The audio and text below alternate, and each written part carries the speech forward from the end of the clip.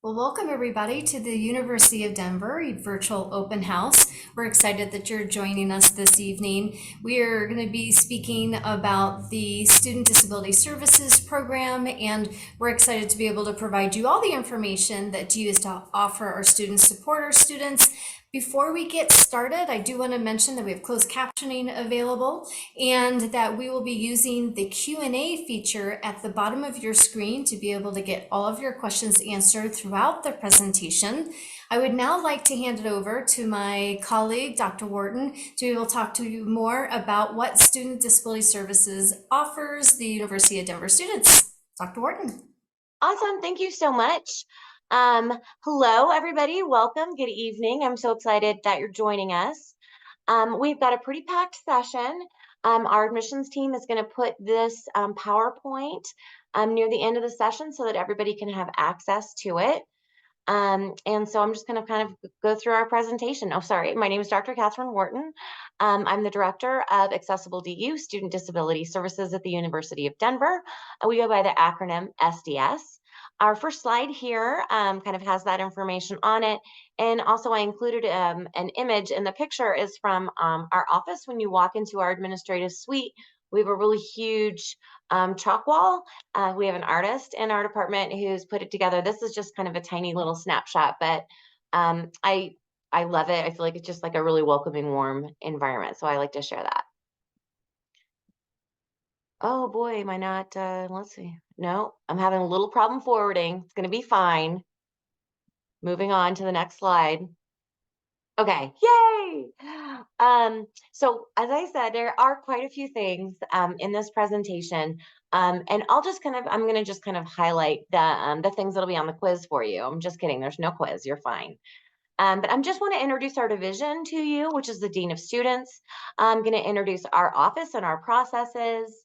We'll talk briefly about ADA law, balancing access with the essential or the fundamental elements of the educational task, how do K through 12 and higher education differ, ADA's interactive process, specific reasonable accommodation examples, process for students obtaining accommodations, documentation guidelines, ADA housing, transitioning to the University of Denver, the SDS community, what your takeaways are. There's just a final slide that kind of summarizes things, and then resources. So first, I just want to start with, if you've never been to college, or if you're like a student's parents, which are my age now, and you went to college many moons ago, you may just need a refresh. And so it's just really important for students and parents to know that there's a Dean of Students office. The Dean of Students office takes care of everything related to kind of the socio-emotional health and wellness of students' health as well. And that's the division that I'm in. And here we are having a fun luncheon. And then here's all of the different departments within the Dean of Students office. I'm going to start at the top, and that's first at DU.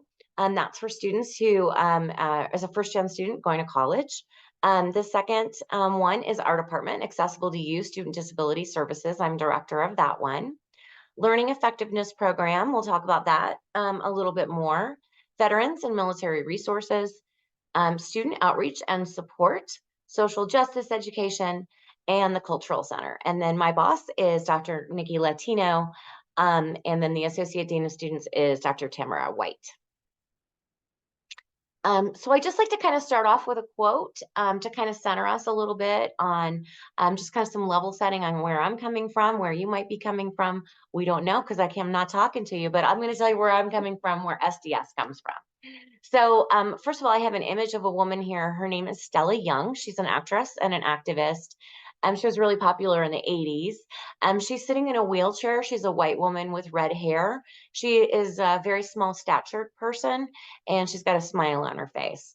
And her quote is, "My disability exists not because I use a wheelchair, but because the broader environment isn't accessible." So that's the kind of social justice model that we're coming from in our department, Student Disability Services. And then my next slide here is to just kind of maybe chat quickly about different models of disability, or excuse me, differing perspectives. So we have the medical model of disability. That's kind of what we all subscribed to for some time. It was this notion that it's, if you think about it, it's kind of a binary system. So it's like disease or disease free, cured or not cured. Right. So normal, abnormal, those kinds of terms and that kind of thinking. And if you think about it kind of coming from a medical model, it does make sense because things are pretty black and white in the medical world.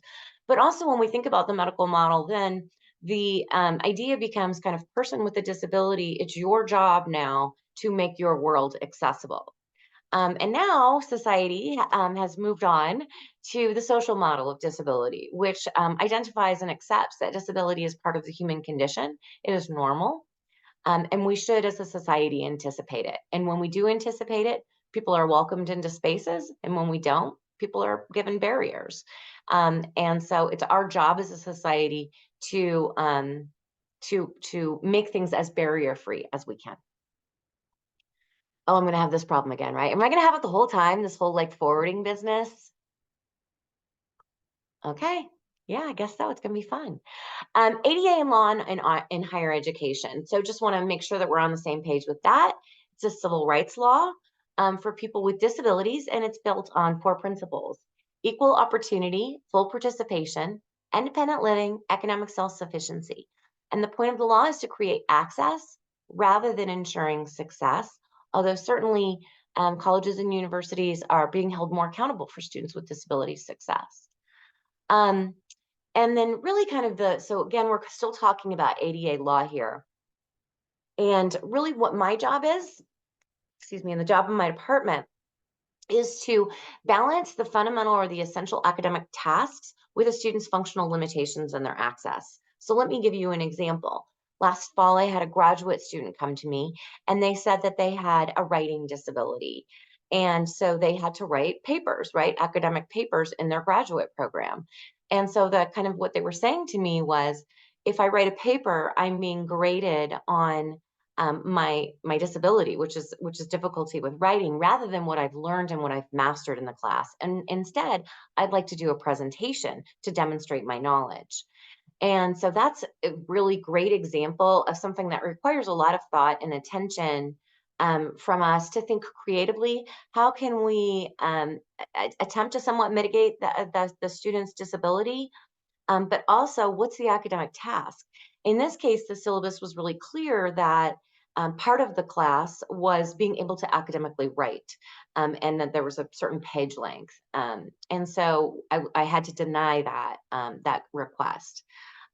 So that's kind of how we're generally looking at things. So, and it's a unique accommodation request. Also, when we do deny things, we offer other things. Like for that student, I think that we offered them a lot of assistive technology, and we connected them with the tutoring center. How do K through 12 and higher education differ? This is really important. And then if we look on the slides here, I do have a hyperlink, and the hyperlink's underlined, and it says that these slides are adapted from OCR, which is the Office for Civil Rights. That's the one that would investigate us if someone believed that we had a potential civil rights violation. And so they have this pamphlet for students. It's called Office for Civil Rights, Students with Disabilities Preparing for Post-Secondary Education, Know Your Rights and Responsibilities. And so these points are important for students and parents to understand. So things that we're doing in K through 12 through mostly the law, IDEA, is the idea of FAPE, right? Free and appropriate education, that education is a right. And in fact, when FAPE came into it, see, I was going to digress for a second and get a little professory, but we don't have time for that, so I'll have to save that example. But all members of the school are expected to have knowledge of the student's disability and to implement the student's educational plan. So the school has the responsibility for identifying the student with disabilities and for doing something about it. In higher education, the student's the one who needs to disclose, and so the who's in kind of charge, who starts the action of the process. School in K through 12, higher education, it's the student. Tutoring, mentoring, coaching, counseling, really appropriate accommodations in K through 12. Modifying or shortening assignments are appropriate accommodations. Exemption from certain coursework is also appropriate. Those may not be appropriate in higher education. In higher education, the idea here is that access is a right. So if we think about it from like a disability law perspective, we can maybe apply an employment example here. So let's think to ourselves or use an example where I am blind. I have a significant visual disability, and I don't have a driver's license, but I want to be a bus driver, and I apply to be a school bus driver. Right? It's not discriminatory for the employer to say, no, you have to be able to see to perform this task, right? So that's kind of the reasonable part of an accommodation. So the person with the blind bus driver in this example doesn't have a right to be a bus driver. They have a right to not be discriminated against, and they have a right to access, but not for that particular job. And that's the same thing. We have these requirements in higher education regarding assignments or attendance, things like that. That's when things might get a little difficult for us to be able to help students get the accommodations that are really going to help them.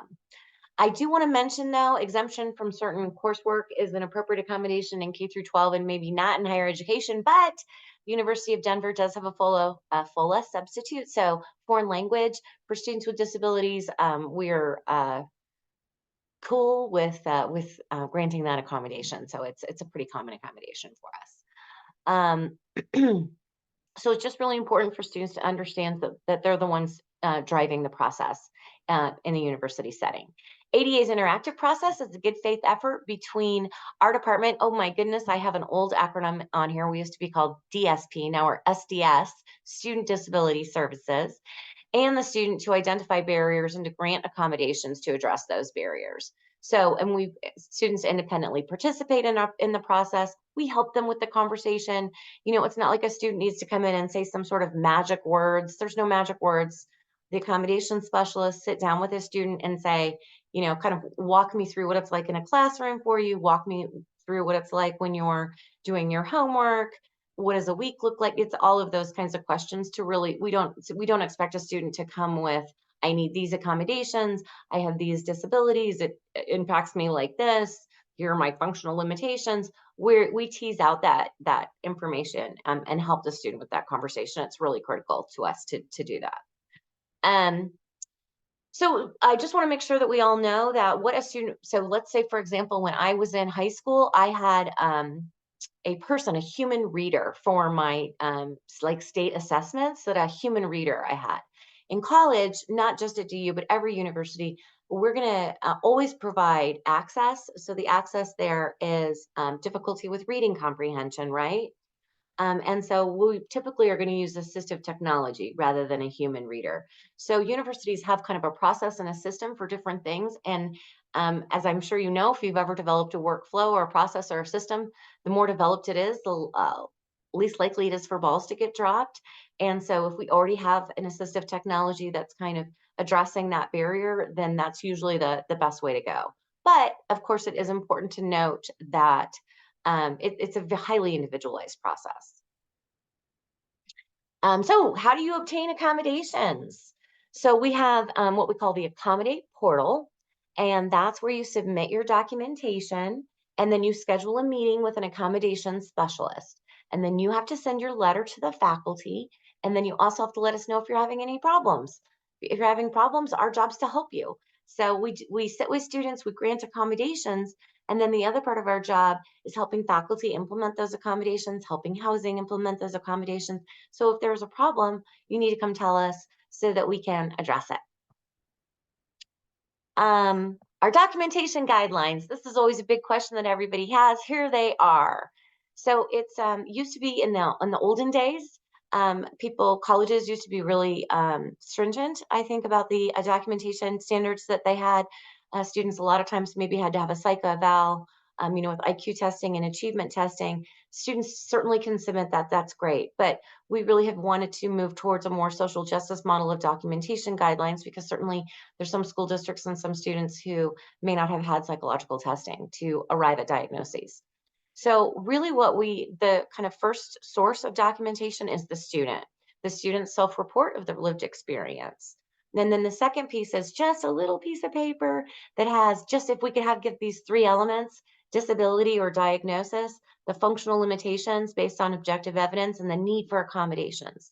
So let's say, for example, you're a student with ADHD, you got diagnosed years ago, nobody ever did any testing for you, you've been taking medication for 7 years, nobody's asking you to go get a $5,000 test to prove to me that you have ADHD when you know you have it, right? So there's just the reasonableness is all over the place, hopefully. So really, you could just, if you know, whoever your doctor is prescribes that, you could just bring a little note. I mean, even I'm making it small, that would be fine. Generally, formal letterhead from the treating physician. We need their signature. The documentation needs to be in English and within a relevant time frame. So we really try to be flexible with this and not at all rigid. Key processes and dates. So you're going to apply to the University of Denver, and then you get accepted to the University of Denver, and then you deposit to the University of Denver. National Deposit Day, I think, is May 1st. And then you're going to live on campus, so you need to request housing. So you request housing every single year. It's a way of notifying housing and residential education that you intend to live on campus and that they get a spot for you. There's a deadline for that. It is June 14th. You must have your application into housing before June 14th to get housing. If you need an accommodation for housing, like maybe you need a single room, maybe you need an emotional support animal, maybe you need a wheelchair accessible room, then the same time that you're requesting housing from HRE and filling out their form, you're letting us know too. And our deadline is exactly the same, June 14th. So if SDS housing is needed, do this that you're doing your request simultaneously to HRE and my department SDS by the June 14th deadline. Okay. So we're all going to do the June 14th deadline. Then I just want to let you know. So what we'll do is our commencement is June 15th, I believe. I believe it's June 15th is our commencement. So then we're going to start talking with students about academic accommodations that are coming in for the fall. So kind of right now, if you think about what our cycle is, until June 14th, we're really working with our current students. We're doing housing for our brand new students. And so then when that kind of dies down a little bit, then we move into the academic accommodations for our incoming students. And we always want them to have that before school starts. Parents, over the years, I've had parents ask me questions like, how do I know if my child needs the LEP program, for example, which is our fee-based academic support program, or how do I know if my child needs accommodations? And so one of the ways that I would ask you to think about it is just to think about your child in the transition years. If your child struggled with the transition from elementary to middle to high school, you might just go ahead and have a bunch of support identified. In terms of tutoring support, the University of Denver has the fee-based program, the LEP, the Learning Effectiveness Program. And then we also have free tutoring support. We have counseling, you can get medication refills, you may need a local doctor for disability-related needs. The one that I typically get concerned about, I guess, is students with seizure disorder coming to the university when their family's out of state to just at least have a neurologist identified in the area. You know, I'm sure you know because you're parents and students. One of the things that happens with seizure disorder is as you kind of have a different routine or you're not getting enough sleep or enough eating, enough kind of nutrition, more likely to have a seizure disorder. So pretty common for students to struggle with that stability. So again, just that you've got some plans together for that. Students, I've got some advice for you too. Please regularly check your DU email.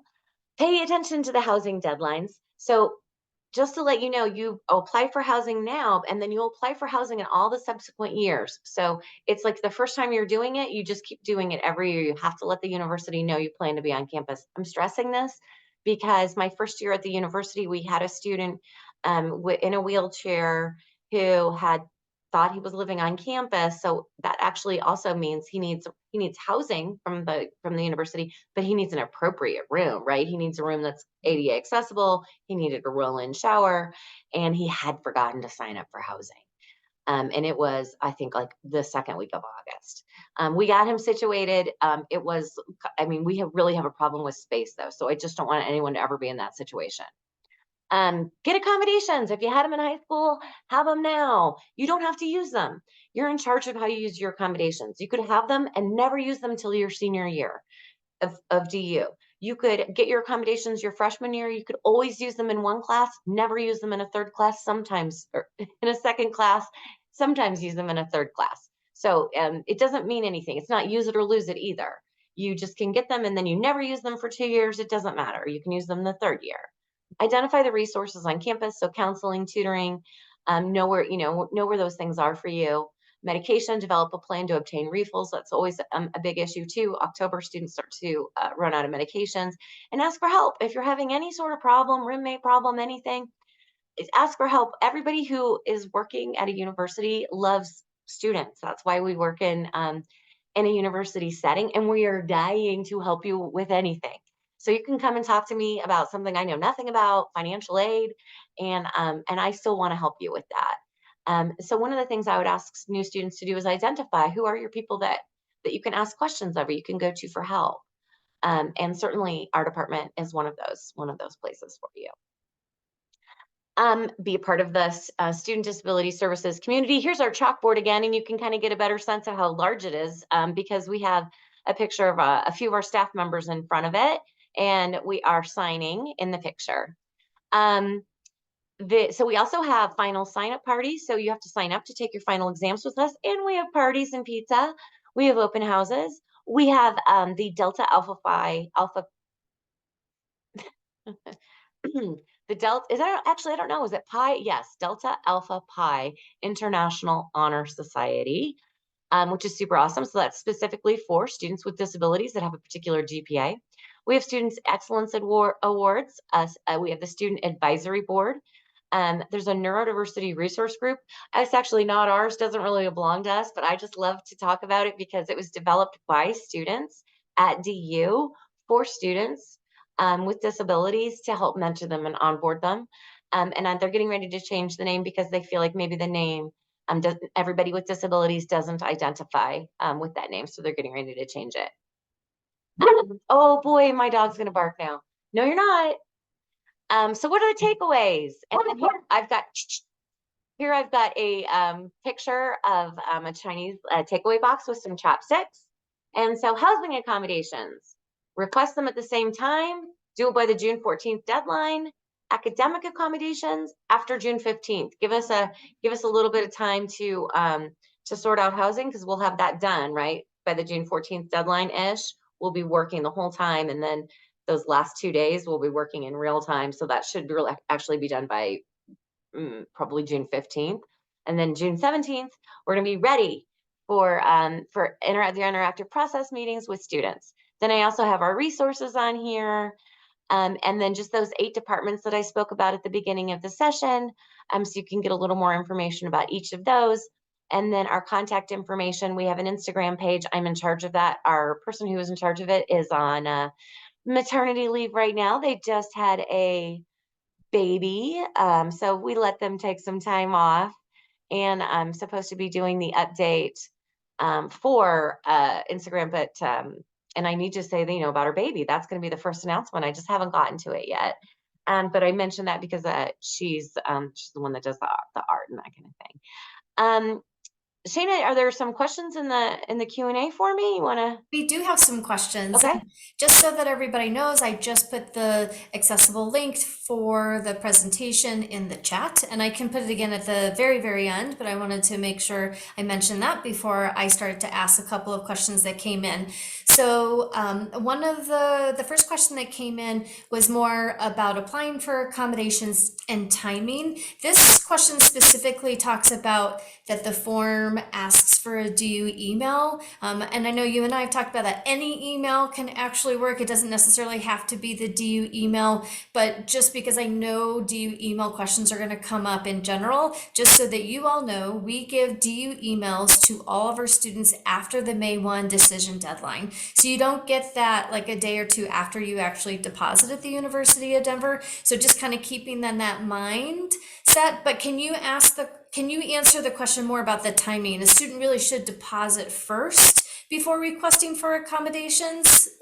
Is that Absolutely. Yeah. I mean, and if you kind of think about it, I mean, in a perfect world, it'd be great to meet with every student and talk about their unique barriers and how we can accommodate them.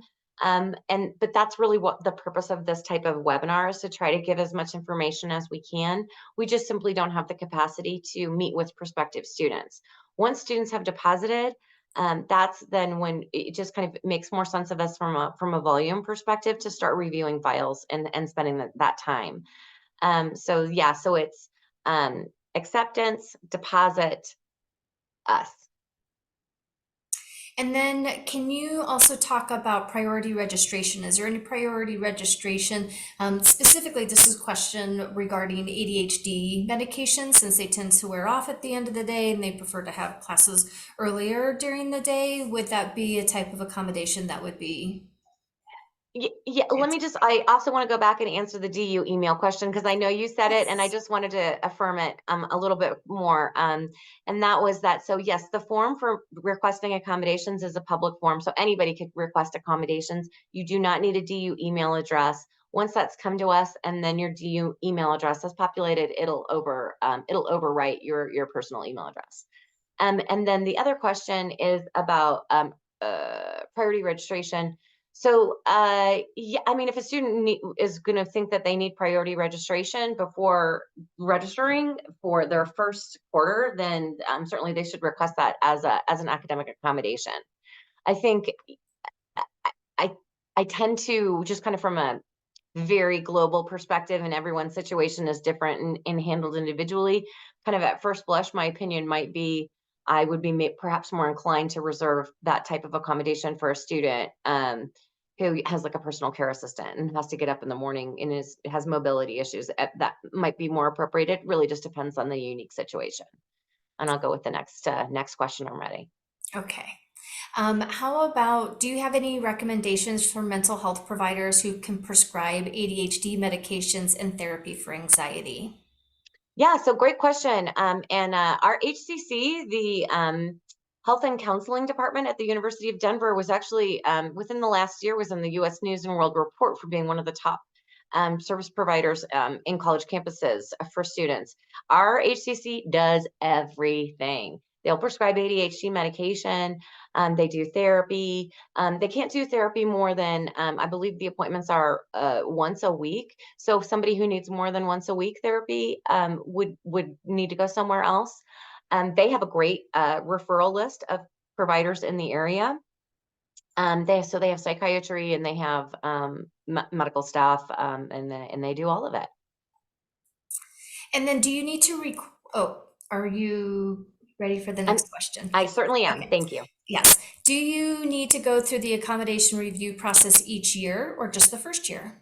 Great question. So no, well, that doesn't really answer. What time is it? I'm getting smarter as the evening goes on.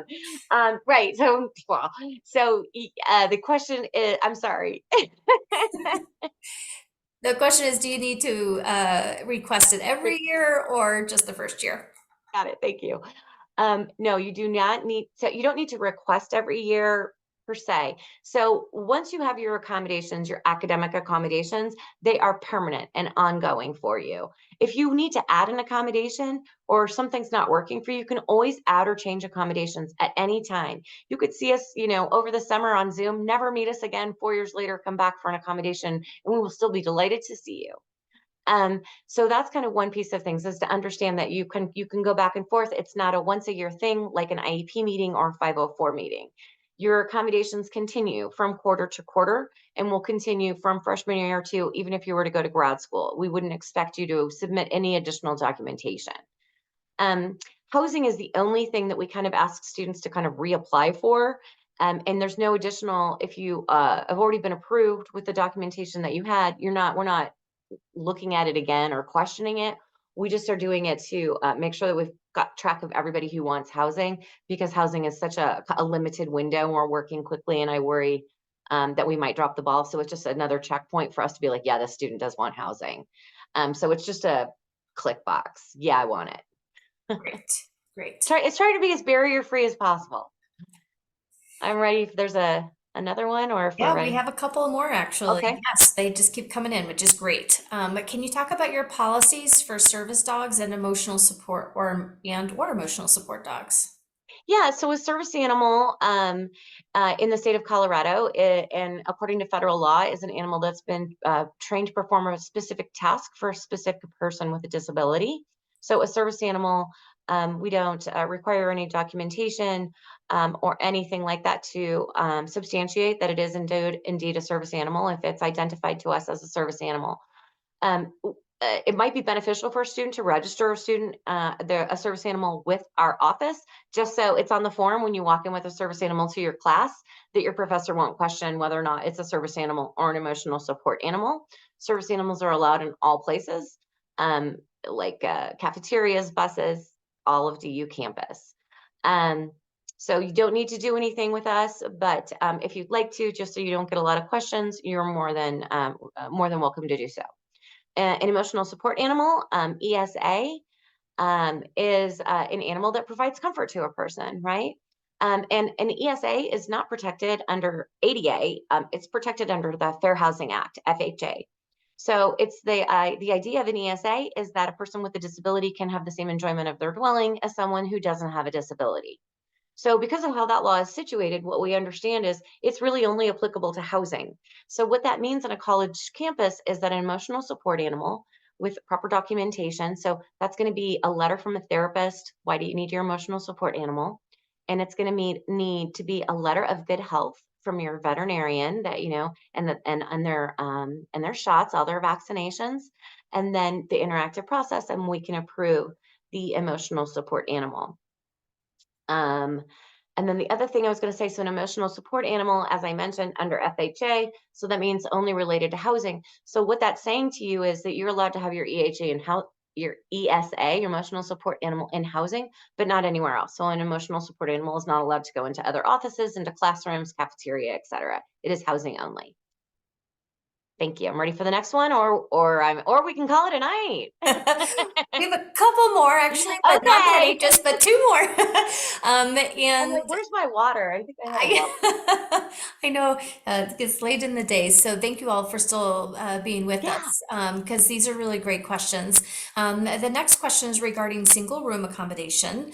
If a senior has a 504 plan for anxiety and tends to need some alone time, however, the family thinks they may be good to have a roommate to be able to meet people. Are there single rooms in the residence halls, the regular residence halls? And is it uncommon to have a single room? I'd say we have probably about 50 students with single room accommodations at the university. From, in my, just to also let you know, this is my second career as in higher, I've been in higher education for about 20 years, but for 12 years before that, I worked in psychiatric hospitals. I was director of intake in psychiatric hospitals. So I feel like that kind of helps me a little bit to respond to this question. And my the way that I always conceptualize a single room for a student is a student with mobility issues who's maybe going to need some kind of extreme privacy, and maybe has some privacy concerns with someone else assisting and taking care of their bodily functions. And then the other way I think about it is for students who are maybe on the autistic spectrum, who are anxious, that kind of group of students. And the way that I really conceptualize it is, do you need downtime? Do you need alone time to be able to recalibrate? Do you need to be able to meditate in your room? I knew a student who chanted and had a roommate years ago, and the roommate thought, they were doing some seance business. And I'm like, no, it's a coping skill for that student. And they were lovely. And, so it just depends on what's going to be best for you. But the other piece is that, with anxiety and with a lot of our when we're talking about mental health, is that there is that difficulty maybe making the peer connection. A roommate is a built-in peer, but gosh, what if it's not a great situation? So I think it's very reasonable for someone with anxiety to have a single room. I think that really I would, if I'm a mom of a 20-year-old, I'd have my kid make the decision. So if it doesn't go well, I'm like, well, that's what you wanted. um, but that's maybe how I would go. The other thing is, now this is a little bit of a secret, only for the people who stayed on after hours. But let's say that like it's right now, right? It's January 24th. You're in a room with four roommates. You have a mental health diagnosis. You have academic accommodations. You can't deal with this housing situation anymore, and you need a single. Then you can come and talk to us. We do have wait lists throughout the year, but if somebody needs a single, they usually need it now, not 6 weeks from now. So there is a little bit of wiggle room there for people. So that's kind of how I would answer that question. I just want to say a few other things. We have very, very few ADA singles at the university, so that would accommodate a wheelchair. And those are really our only singles. So what we do for a single room for a student with a disability is kind of take a double offline, usually, and kind of make it into a single. The other thing that's really important for students to understand is we are never going to be able to give a student a standalone single. So they may get a standalone single from housing as a year one student, but all of the other dorms are suite style. So when we're approving a single room, what we're approving is you've got your own door and your own bed and your own ceiling, and no one is in that room with you. That's a single room. As opposed to more of a space that's larger than that. So great question. I appreciate it. Yeah. I have one that's very easy, and then this last one, and then we'll be done for the evening. So the one that I believe is pretty easy is there any other tips specifically for transfer students, or are there any different steps needed for transfer students? There's no different steps needed for a transfer student. We have transfer housing, which is, I mean, I was kind of a non-traditional student when I went to college, and so I didn't live in the dorms, and it was really hard for me to make friends. And so I imagine that kind of for when I think of transfer students, that's what I think is kind of you're coming into like the middle of a jump rope, and how do you find your people? But then we have this transfer dorm, and it's really cool looking. And so that's a lot of times where students will be. And so you're just immediately finding community. All of us are new, but we're not 18. And so that's really nice. And then the other thing is for a transfer student is just come and see us. We'll connect you with all of the Dean of Students services so that you're aware of everything that we have on campus for you. You definitely, if you're a transfer student, I would say that my best advice to you would always be to find like kind of one staff member on campus initially that can kind of feed you the information that you need. Because it sometimes is a little bit more difficult to get everything when you're transferring in. Yes, and if you can, I always recommend for any new student to try to get a job on campus, because we do have people, they can also, if you have that connection on campus, whether it's a job or club, an organization, however you can get connected, it really is finding that person that can help you navigate the process. And I think that it's particularly important for transfer students that are not coming as large of a cohort as our first year students may be coming in as. And our last question of the evening has to do another question about service dogs or emotional support animals. How does that work with a roommate? Should roommates meet the dog beforehand? Some don't like to live with dogs. How does that match happen? Right. So when students are applying for housing, there's the application they use is called Star Res. And so students can say, yes, I'd be okay living with an animal, or no, I wouldn't be okay living with an animal. And so that's kind of the starting point for those kinds of conversations. Then when a student is approved for having an emotional support animal in housing, we send that approval letter to the student and we send it to housing. Part of that letter says you got to talk to housing. And then housing meets with you and they go through all the rules for you as the dog's handler, or excuse me, I'm assuming it's an emotional support animal, could be anything. But for your reasonable care of the animal. And then there's a roommate agreement where you also are signing with your roommate, and your roommate is signing that agreement too, I believe. But there is a process for that. So that's important to know.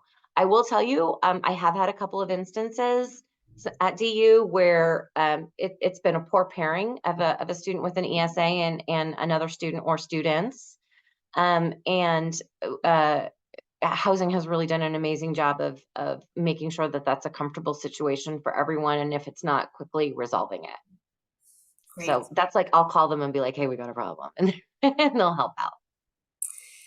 I really appreciate everyone's time. I do want to put a couple of plugs into some sessions that have, of some departments that have been talked about, housing being one of them. That's actually, they're going to be offering a session on Monday. So I hope that you're able to attend that session, and they can potentially answer any additional questions that you might have. The Learning Effectiveness Program was also a program that we talked about, the fee-based program for students. And we had that session right before this session, but all of these sessions have been recorded and they will be posted on the visit page.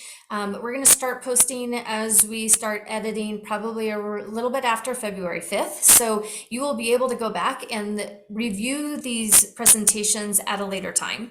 And then, of course, all next week, many of our larger academic areas are going to be offering sessions as well. So you can hear straight from staff and faculty about their amazing programs. This week has been more about the bigger programs and support programs and cohort programs that we offer students. And we're just excited that all of you have joined us. So thank you so much. Thank you, Dr. Wharton, for your time this evening, and for everybody, your great questions. I hope you have a great evening, and good night. Good night.